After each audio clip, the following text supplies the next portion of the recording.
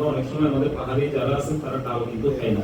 প্রোটিনের জন্য উদ্ভিজ্জ প্রোটিন, প্রাণীজ প্রোটিন দুইটা লাগে। শুধু প্রাণীজ প্রোটিন দিয়েও কিন্তু আমার প্রোটিনের চাহিদা কিন্তু পুরোপুরি পূরণ হবে না। আমরা সব সময় যে মাছ মাংস খাই তা তো না। তো আমাদের ডালটা আমরা প্রতিদিনই খাওয়া উচিত। উদ্ভিজ্জ প্রোটিনটা আমাদের শরীরে দরকার। আমরা ফলনটা খুব সহজেই পাহাড়ি এলাকায় করতে পারি, কারণ হেক্টর পর হেক্টর আমাদের পাহাড়ে কিন্তু ফাঁকা থাকে শুধুমাত্র পানির অভাবে। সবচেয়ে কম পানি লাগে বা পানি লাগেই না এরকম ফসল বেশি ফলনের জন্য এটা আপনারা করেন।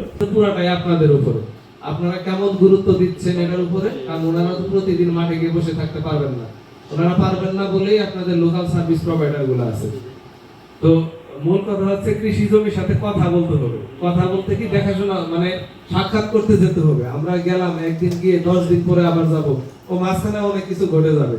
তো মূল কথা হচ্ছে কৃষি জমির সাথে আমরা যে পদ্ধতিতে করি, রাসায়নিক সার দিয়ে, কীটনাশক দিয়ে বা জৈব যাই দিই, আমার মূল পরামর্শ হচ্ছে যে কৃষি জমির সাথে রেগুলার একটু পায়ের কৃষকের সংস্পর্শ থাকতে হবে ওই জমিতে।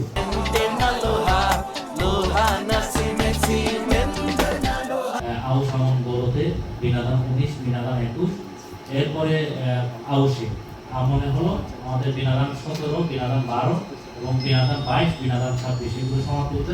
তারপর গরুতে আমাদের বিনাদান 25 সবচেয়ে এখন বেশি সমাদৃত হচ্ছে এবং পুরো বাংলাদেশে ভালোভাবে হচ্ছে।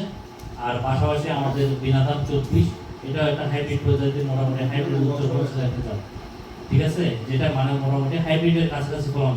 কৃষি বাস্তু সংস্থা যেখানে কোনো প্রকার মানে কোনো পলিউশন, দূষণ হবে না, কোনো প্রকার কেমিক্যাল হবে না, মানে সব কিছুতে একটা প্রাকৃতিক মাধ্যমে যেটা কৃষিকে রক্ষা করে।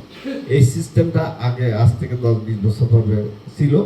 বর্তমানে আধুনিক প্রযুক্তির সহায় এবং হচ্ছে যে এবং পর্যায়ক্রমে অনিয়ন্ত্রিত বৃষ্টিপাত করা এবং হচ্ছে যে এবং যে প্রাকৃতিক যে পরিবেশগত পরিবর্তনের কারণে কৃষি জমিতে ব্যাপক পরিবর্তন, চাষাবাদের পরিবর্তন হয়েছে সব কিছু।